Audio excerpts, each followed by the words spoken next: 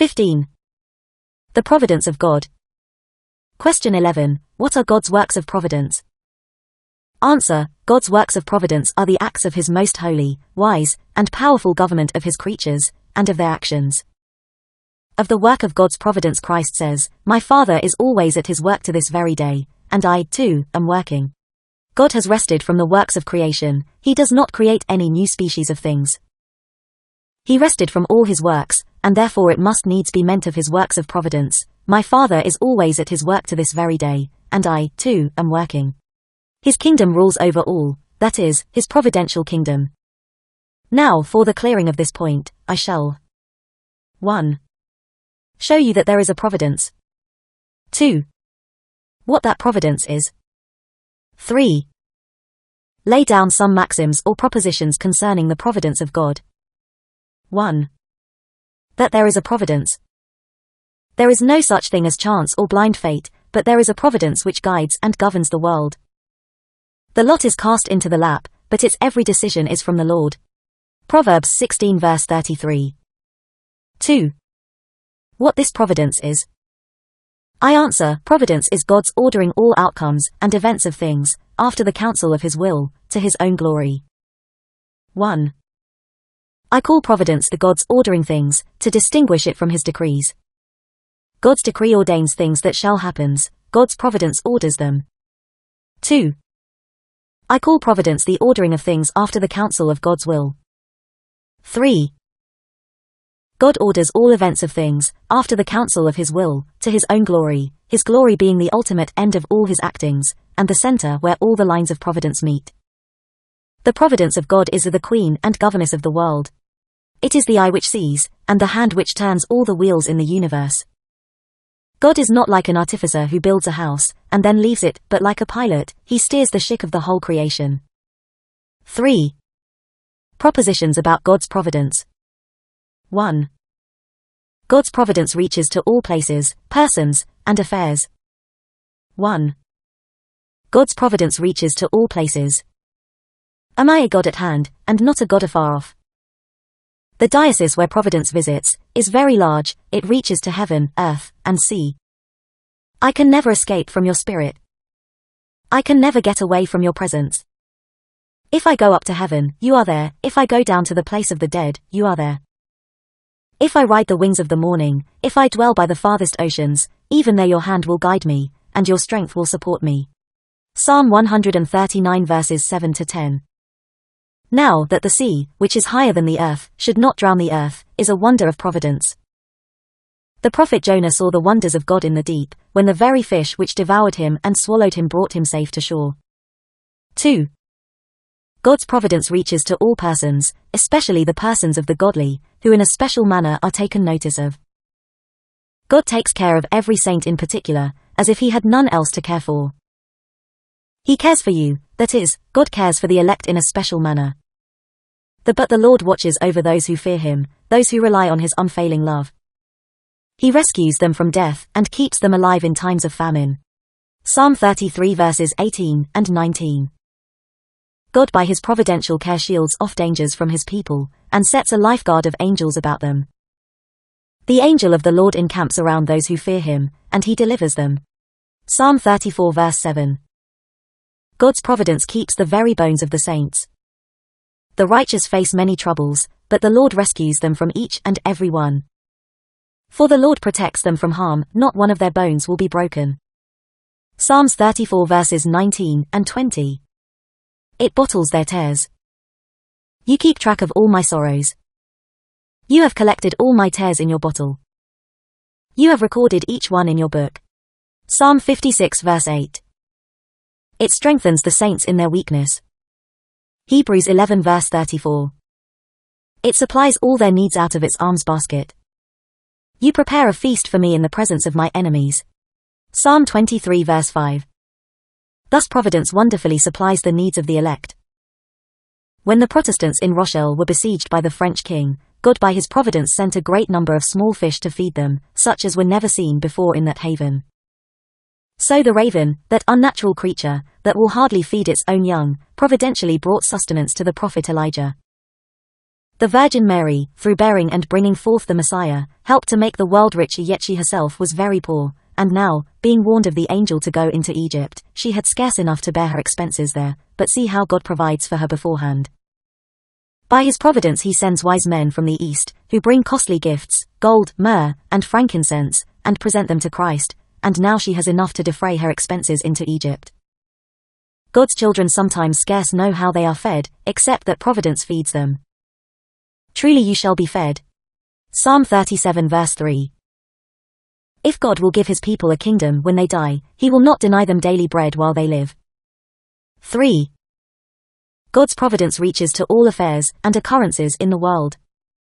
There is nothing that stirs in the world but God has, by his providence, the overruling of it. Is it the raising of a man to honor? But it is God who judges, he brings one down, he exalts another. Psalm 75 verse 7. Success and victory in battle is the result of providence. Saul had the victory, but God wrought the salvation. That among all virgins brought before the king, Esther should find favor in the eyes of the king, was not without God's special providence, for, by this means, the Lord saved the Jews alive, who were destined to destruction. Providence reaches to the least of things, to birds and ants. Providence feeds the young raven, when the mother bird forsakes it, and will give it no food. He provides food for the cattle and for the young ravens when they call. Psalms 147 verse 9. Providence reaches to the very hairs of our head. The hairs of your head are all numbered. Matthew 10 verse 30. Surely if providence reaches to our hairs, much more to our souls. Thus you have seen that God's providence reaches to all places, to all persons, to all occurrences and affairs. Now there are two objections against this doctrine. Some say, there are many things done in the world which are very disorderly and irregular, and surely God's providence is not in these things. Yes, the things that seem to us irregular, God makes use of to his own glory. Suppose you were in a smith's shop, and should see there several sorts of tools, some crooked, some bowed, others hooked, would you condemn all these things, because they do not look handsome? The smith makes use of them all for doing his work. Thus it is with the providences of God, they seem to us to be very crooked and strange, yet they all carry on God's work. I shall make this clear to you in two particular cases. God's people are sometimes in a low condition. It seems to be out of order, that those who are best should be in the lowest condition, but there is much wisdom in this providence, as appears thus. 1. Perhaps the hearts of the godly were lifted up with riches, or with success, now God comes with a humbling providence to afflict them and fleece them. Better is the loss that makes them humble, than the success that makes them proud. Again. 2. If the godly were not sometimes afflicted, and given an eclipse in their outward comforts, how could their graces be seen, especially their faith and patience? If it were always sunshine we would see no stars, so if we should have always prosperity, it would be hard to see the acting of men's faith. Thus you see God's providences are wise and regular, though to us they seem very strange and crooked. Here is another case. The wicked flourish. This seems to be very much out of order, but God, in his providence, sometimes sees it good, that the worst of men should be exalted, that they may do some work for God, though it be against their will. But this is not what he intends, this is not what he has in mind, his purpose is to destroy, to put an end to many nations. Isaiah 10 verse 7. God will be in no man's debt. He makes use of the wicked sometimes to protect and shield his church, and sometimes to refine and purify it. O Lord, you have appointed them to execute judgment, O Rock, you have ordained them to punish. Habakkuk 1 verse 12. As if the prophet had said, you have ordained the wicked to correct your children. Indeed, as Augustine says well, we are indebted to wicked men, who against their wills do us good, as the corn is indebted to the flail to thresh off its husks. Or as the iron is indebted to the file to brighten it, just so, the godly are indebted to the wicked, though it be against their will, to brighten and refine their graces.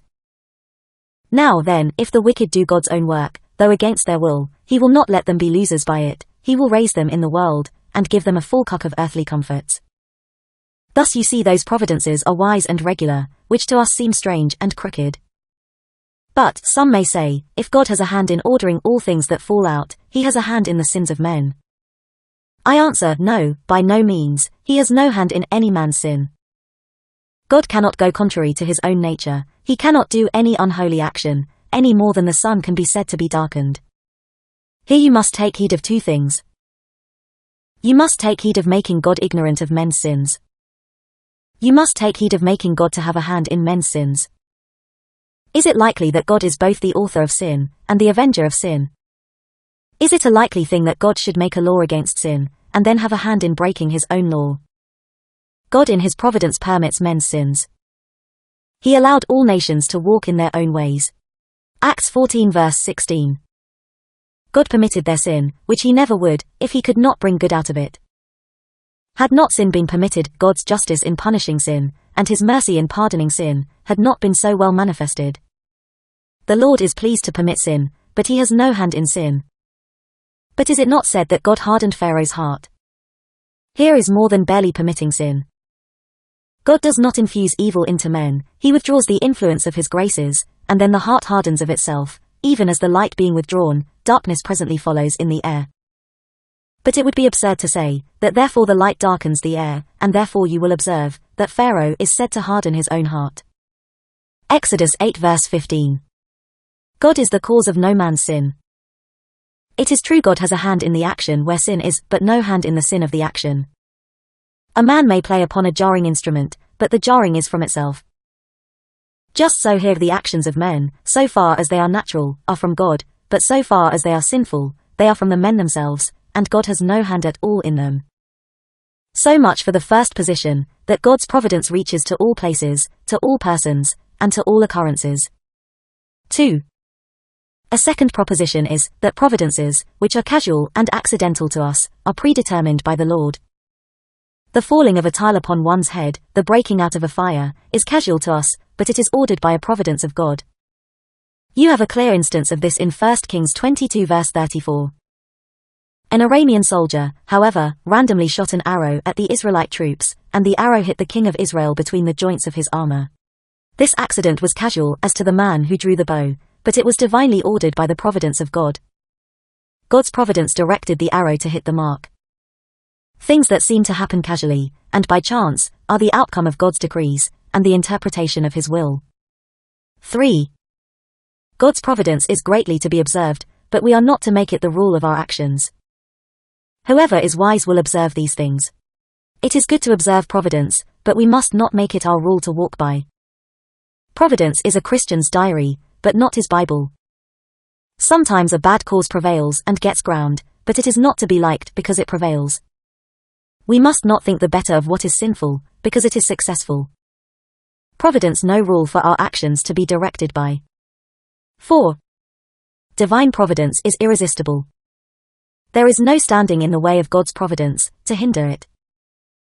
When God's time was come for Joseph's release, the prison could hold him no longer. The king sent and loosed him. When God would indulge the Jews with liberty in their religion, Cyrus, by a providence, puts forth a proclamation to encourage the Jews to go and build their temple at Jerusalem, and worship God.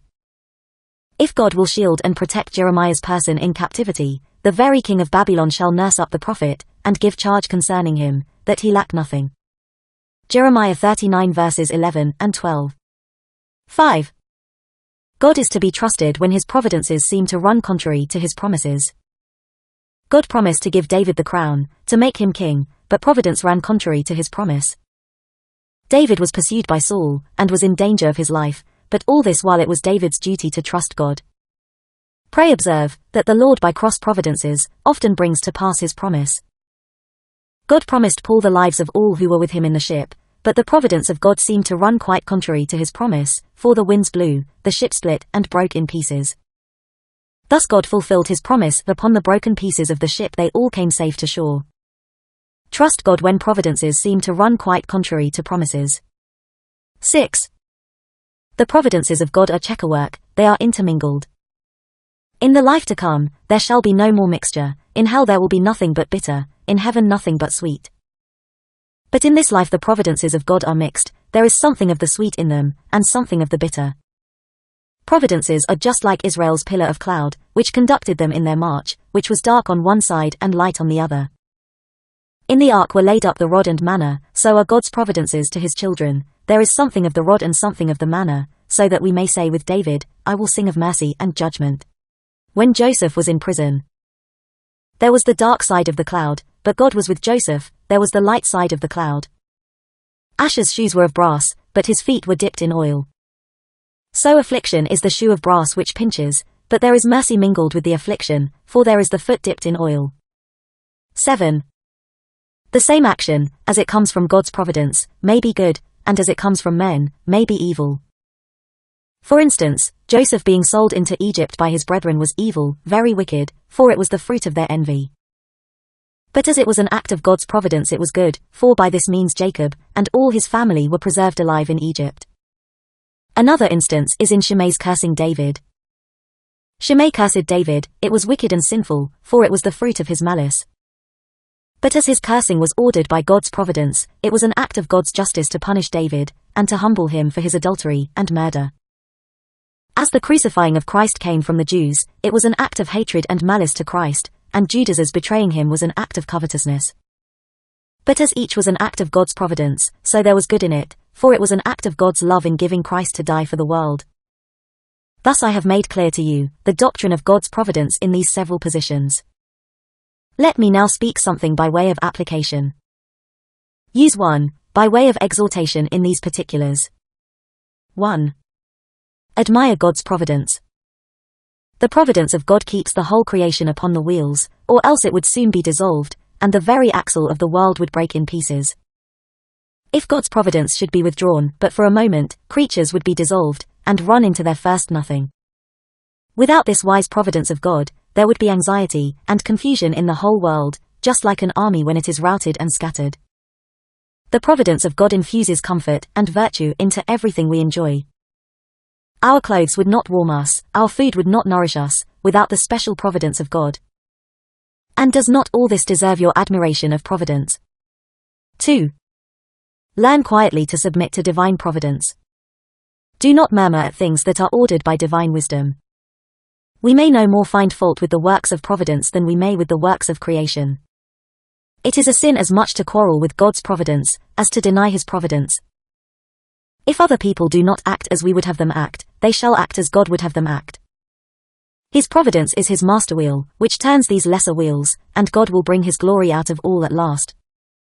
I was silent, I would not open my mouth, for you are the one who has done this. Psalm 39 verse 9.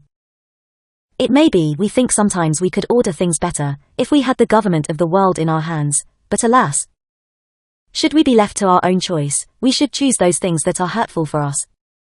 David earnestly desired the life of his child, which was the fruit of his sin, but had the child lived it would have been a perpetual monument of his shame. Let us be content that God should rule the world, learn to acquiesce in his will, and submit to his providence. Does any affliction befall you?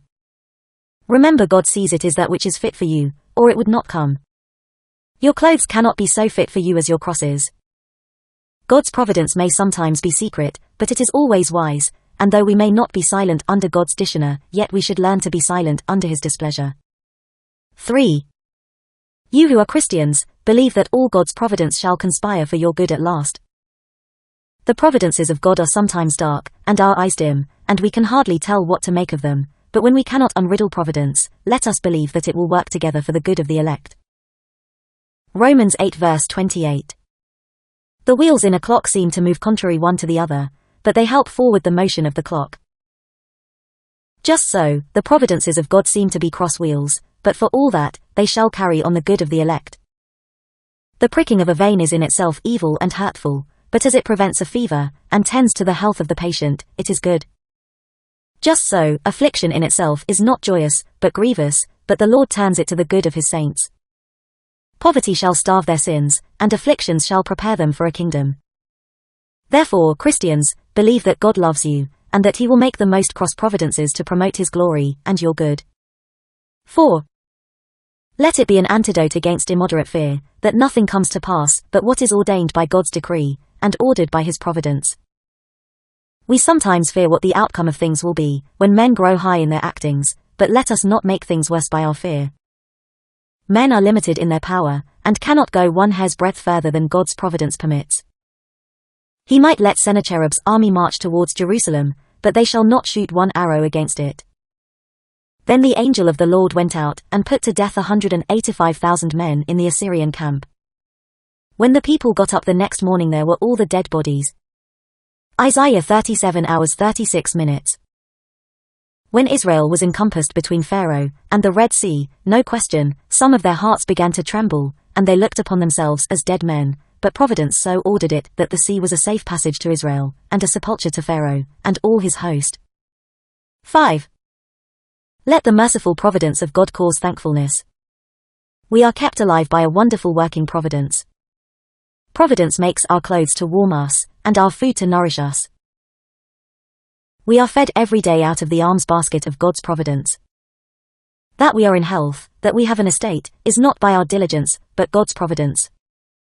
But remember the Lord your God, for it is He who gives you the ability to produce wealth.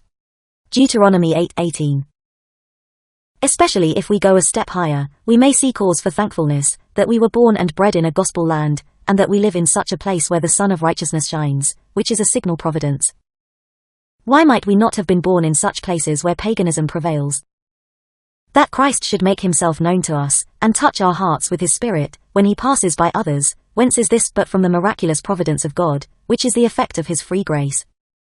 Use 2. Comfort in respect of the Church of God. God's providence reaches in a more special manner to his church. Sing about a fruitful vineyard, I the Lord, watch over it, I water it continually. I guard it day and night so that no one may harm it. Isaiah 27 verses 2 and 3. God waters this vineyard with his blessings, and watches over it by his providence. Such as think totally to ruin the church, must do it in a time when it is neither day nor night, for the Lord keeps it by his providence night and day. What a miraculous conduct of providence had Israel! God led them by a pillar of fire, gave them manna from heaven, and water from the rock.